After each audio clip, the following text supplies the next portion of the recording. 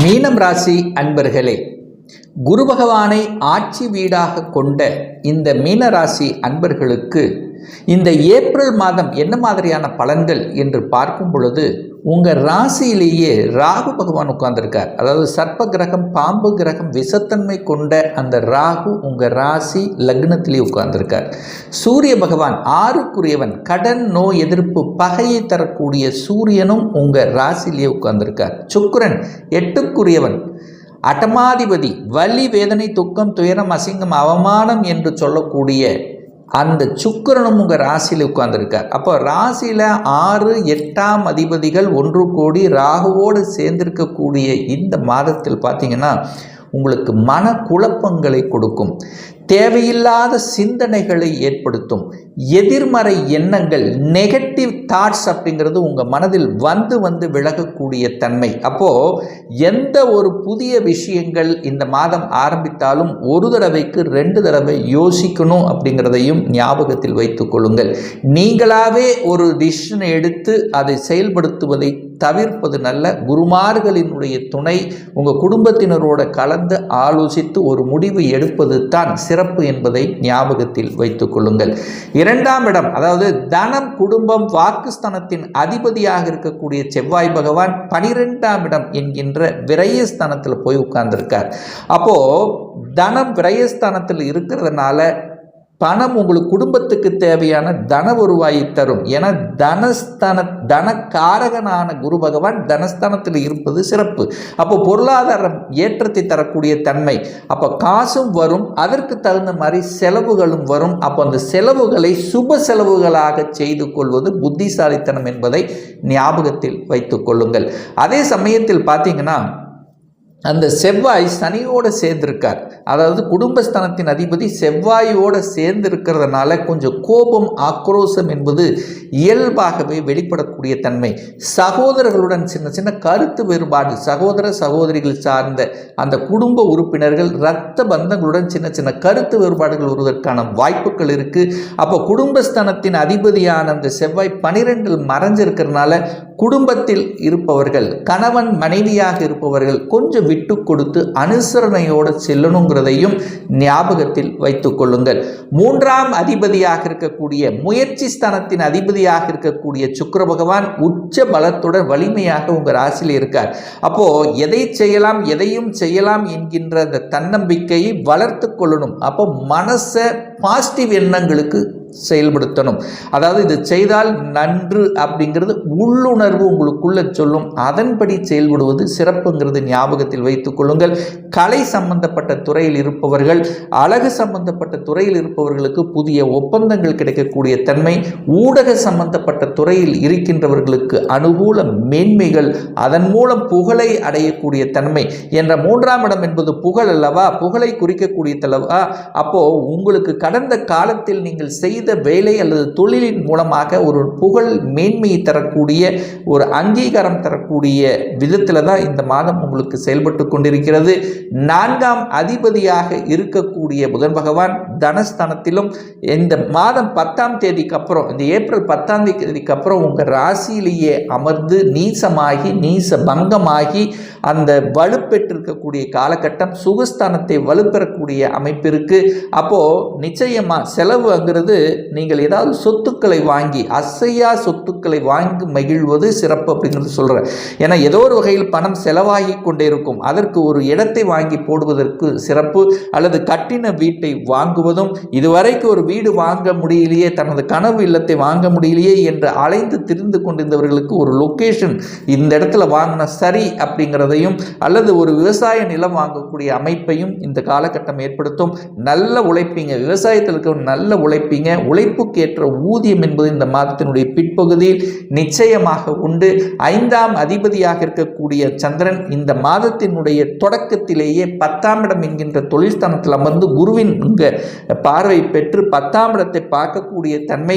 நிச்சயமாக குழந்தைகள் சிறப்பாக வளரக்கூடிய தன்மை, குழந்தைகளுடைய படிப்பு சிறப்பாக இருக்கும். எந்த கோர்ஸ் எடுத்து படிக்கணும் என்று ஆசைப்பட்டு கொண்டிருந்தார்களோ அந்த கோர்ஸ் கிடைக்கக்கூடிய தன்மை உங்களுக்கு சிறப்பாக இருக்குது. குருமார்களுடைய துணை, ஆசீர்வாதம் ஆசீர்வாதம். இதுவரைக்கும் எந்தெந்த இஷ்ட தெய்வங்களை வழிபட்டு கொண்டு, ஏன்னா 5ஆம் இடம் என்பது கடவுள் ஸ்தானம் அல்லவா, எந்த இஷ்ட தெய்வத்தை வழிபட்டு கொண்டிருந்தீர்களோ அந்த இஷ்ட தெய்வத்தினுடைய துணையோடு நீங்கள் விரும்பிய கோர்ஸ் கிடைக்கக்கூடிய வாய்ப்புகள். ஒரு சிலர் பார்த்தீங்கன்னா வெளிநாட்டில், அதாவது வெளிநாட்டில் சென்று படிக்கக்கூடிய தன்மை, ஒரு பிஜி கோர்ஸ் பண்ணக்கூடிய தன்மை, அல்லது தன்னுடைய சொந்த ஊரை விட்டு அதர் டிஸ்ட்ரிக்ட் அதர் ஸ்டேட்டில் சென்று படிக்கக்கூடிய தன்மைகளை நிச்சயமாக உருவாக்கும். 6ஆம் இடத்தை குரு பகவான் பார்க்கறதுனால வேலையை விட்டவர்கள், வேலையை இழந்தவர்களுக்கு நிச்சயமாக, ஏன்னா 6ஆம் பாவத்தை வளர்க்கும் என்கின்ற முறையில் 6ஆம் இடம் என்பது வேலையை குறிக்கக்கூடிய ஒரு இடம்ங்கிறதுனால வேலை அப்ளை பண்ணி காத்து கொண்டிருந்தவர்களுக்கு நிச்சயமாக ஒரு நல்ல வேலை கிடைக்கக்கூடிய வாய்ப்புகள் இந்த மாதம் உங்களுக்கு சிறப்பாக இருக்கிறது. அதே சமயத்தில் இந்த சனி செவ்வாய் இந்த 2 பாவகிரகங்கள் ஒன்று சேர்ந்து 6ஆம் இடத்தை பார்க்கறதுனால எதிர்ப்பு பகைங்கிறது இருக்கத்தான் செய்யும். ஆனால் யார் உங்களுக்கு எதிர்ப்பை கொடுத்தார்களோ, யார் உங்களுக்கு விளங்கத்தை கொடுத்தார்களோ அவர்களை இனங்கண்டு கொண்டு அதற்கு தகுந்த மாதிரி பதிலடி கொடுக்கக்கூடிய வாய்ப்புகள், சந்தர்ப்பங்கள் இந்த காலகட்டம் உங்களுக்கு சிறப்பாக இருக்குது. 7ஆம் இடத்தில் கேது இருக்கிறதுனால திருமணம் சார்ந்த விஷயத்தில் சின்ன சின்ன தடைகளை கொடுக்கக்கூடிய அமைப்பு. அப்போ எந்த வரன் எதை பார்த்தாலும் சரியான டாக்குமெண்ட், சரியான இது இருக்காங்கிறத விசாரித்து செயல்படுத்தணும் அப்படிங்கிறதையும் ஞாபகத்தில் வைத்துக் கொள்ளுங்கள். அந்த 7ஆம் இடத்தில் கேது இருக்கிறதுனால கூட்டு தொழில் சார்ந்த விஷயங்களும் சின்ன சின்ன தடைகளை கொடுக்கும். கூட்டு தொழிலில் பார்த்தீங்கன்னா ஒரு சிலர் பார்த்தீங்கன்னா கணவன் மனைவி இந்த 2 பேரும் சேர்ந்து செய்யலாம் அப்படிங்கிற அந்த உத்வேகமும் இந்த காலகட்டத்தில் வரக்கூடிய தன்மை. 8ஆம் இடத்தை குரு பார்க்கறதுனால 8ஆம் இடம் வலுப்பெறுகிறதுனால, அந்த 8ஆம் இடம் என்பது வலி, வேதனை, துக்கம், துயரம், அசிங்கம், அவமானம் என்று சொல்லக்கூடிய இடம் அல்லவா.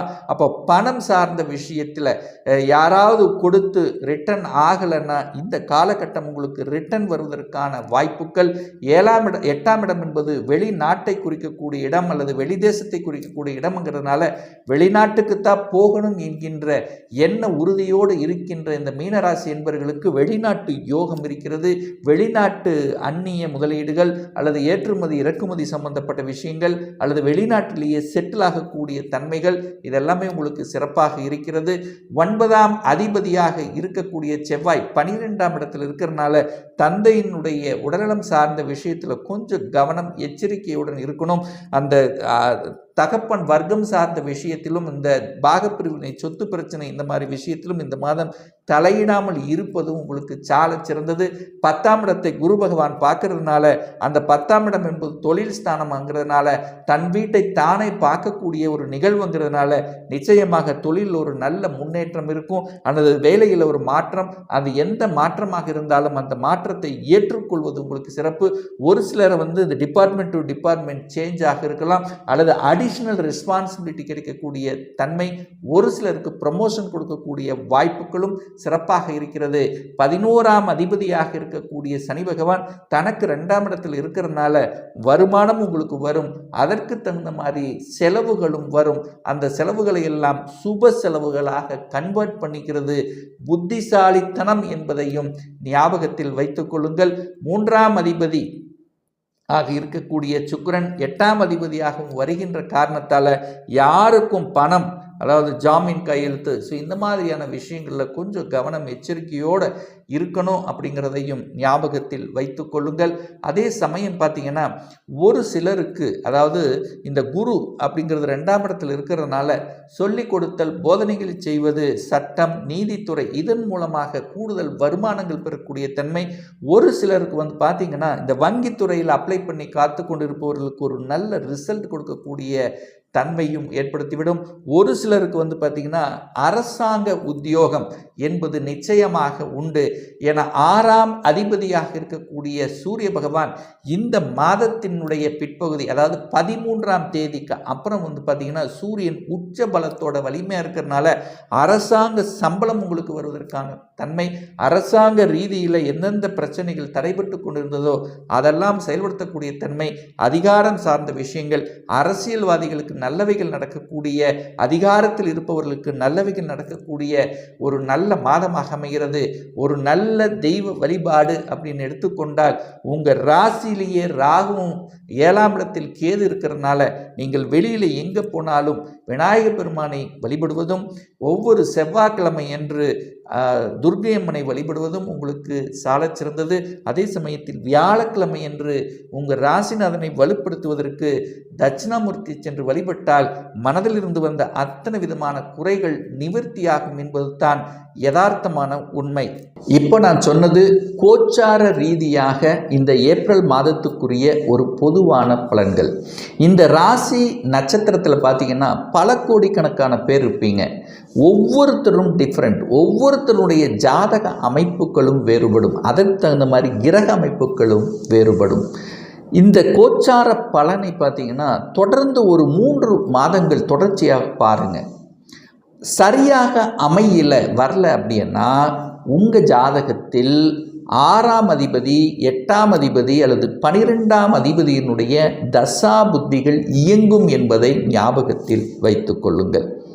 ஒரு துல்லிய பலன் வேணும் அப்படின்னா உங்கள் ஜாதகத்தில் கிரகங்கள் எப்படி இருக்கிறது, என்ன மாதிரியான ஆதிபத்தியம் பெற்றிருக்கு, எந்த டிகிரியில் இருக்கிறது, இப்போ நடப்பு தசா புத்தி அந்தரம் சூட்சமம் வாயிலாக நீங்கள் கேட்கக்கூடிய எந்த கேள்வியாக இருந்தாலும் சரி, இந்த வருடத்தில் சொந்த தொழிலை செய்வதற்கான விதி கொடுப்பினை நம்முடைய ஜாதகத்தில் இருக்கிறதா, அப்படி இருக்கும் பட்சத்தில் எப்போ நம்ம சொந்த தொழிலை ஆரம்பிக்கலாம், இப்போ படித்தவுடன் எந்த கோர்ஸ் எடுத்து படிக்கலாம், எந்த கோர்ஸ் படித்தால் நமக்கு சிறப்பு என்பது நம்ம ஜாதகத்தில் இருக்கிறது, எப்போ நமக்கு திருமணம் நடைபெறும், எப்போ நமக்கு குழந்தை பாக்கியம் கிடைக்கும், எப்போ நமக்கு வீடு கட்டக்கூடிய யோகம் இருக்கிறது, இது போன்ற கேள்விகளுக்கு துல்லிய பலனை நம்மால் கூற முடியும்.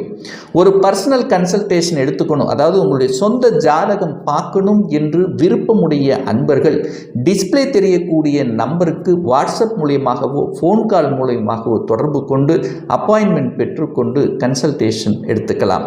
நிச்சயமாக இந்த பதிவு ஏதாவது ஒரு ரூபத்தில் உங்களுக்கு யூஸ்ஃபுல்லாக இருக்கும் அப்படின்னு நினைக்கிறேன். நம்ம சேனலை ஃபஸ்ட்டு டைம் நீங்கள் பார்ப்பவர்கள் என்றால் மறக்காமல் சப்ஸ்கிரைப் பண்ணிக்கிங்க. பக்கத்தில் இருக்கின்ற பெல் பட்டன் மற்றும் ஆல் நோட்டிஃபிகேஷனை கிளிக் பண்ணும்போது நான் போடக்கூடிய அடுத்தடுத்த பதிவுகள் உங்களுடைய நோட்டிஃபிகேஷனில் வந்து சேரும். மீண்டும் ஒரு நல்ல பதிவில் சந்திக்கும் வரை உங்களிடமிருந்து விடைபெறுவது உங்களுடைய அஸ்ட்ராலஜர் டாக்டர் சதீஷ்.